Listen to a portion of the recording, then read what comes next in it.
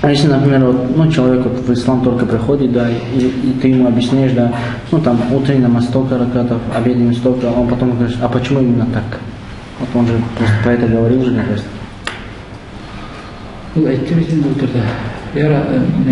يعني سؤال Мы не спрашиваем, да, это. يعني الإنسان يسلم ثم يعني يشرح له الصلوات وكذا وكذا وهو يسأل لماذا هكذا يعني يريد أن نبين له يعني لماذا هكذا. لماذا إيه؟ لماذا العبادات هكذا يعني؟ العقيدة هي قضية الوجود. هذا الوجود الذي نحن فيه هل نتج من عند نفسه؟ Вопрос веры – это вопрос существования. Все, что вокруг нас существует само по себе, само образовалось, само по себе образовалось. كل واحد منا يوقن أنه كان بعد أن لم يكن، يعني كان عدما ثم وجد. Каждый из нас, из людей, знает, что он был ничем, то есть он произошел после того, как его не было. ويدرك أن هذه الطاقات الموجودة في داخله هو لا يستطيع أن يجذبها إلى نفسه ولا أن يبعدها عن نفسه ولا أن يسخرها كما يريد. Все, что в нем заложено, он не может этого изменить, не может от него отказаться или не может что-то привнести себе. То есть состояние, в котором создал его Аллах Та'аля, не может изменить.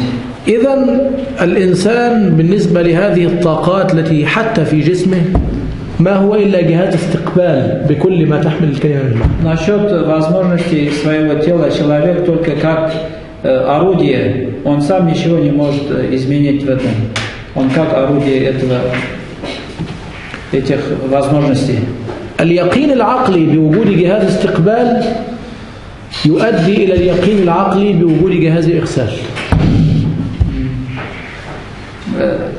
Убеждение, что те возможности, которые в тебе заложены, ты не можешь изменить, является причиной того, убеждения того, что يعني في وجود استقبال يعني وجود الراديو أو التلفزيون يقطع بوجود محطة بث، يعني لا يمكن، هذا موجود ليه؟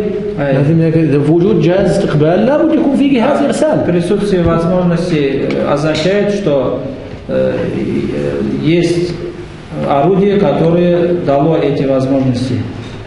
Как радио, например, присутствие радио. Если мы слушаем радио, это означает, что кто-то передает это. То есть само по себе не говорит он, а кто-то сидит и передает это.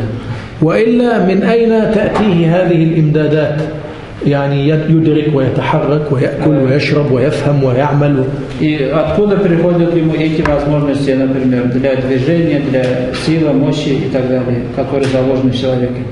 المنهج العلمي الذي نتعلمه في العقيدة يجيب عن هذا السؤال بأن هذا الكون له خالق هو الذي خلق هذا الإنسان وأمده بكل هذه الطاقات. Акида, которую мы изучаем, отвечает на этот вопрос, что все эти возможности человека, они были созданы Аллахом Та'аля.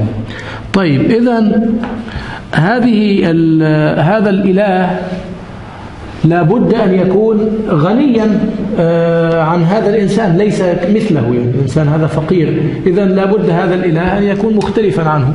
Этот Илях, который создал в человеке вот такие возможности, понятно, что он будет отличаться от него, от этого человека самого.